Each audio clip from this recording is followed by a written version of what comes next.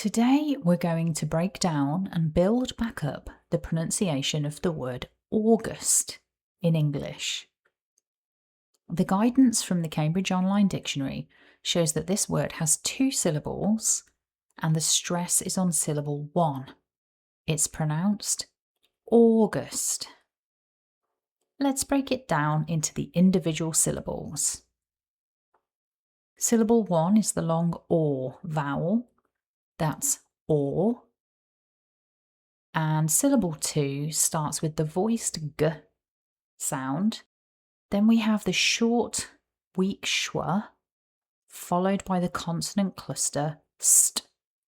Together, syllable 2 sounds like gust.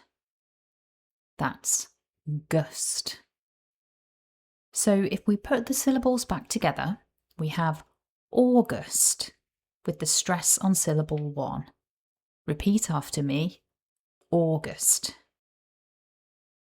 So, now you know how to pronounce August in English. My top tip is to take care with the initial vowel sound. It's or and not ow in English.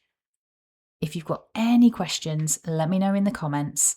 And if you found that useful, hit the like button. Thanks for watching and have a great day.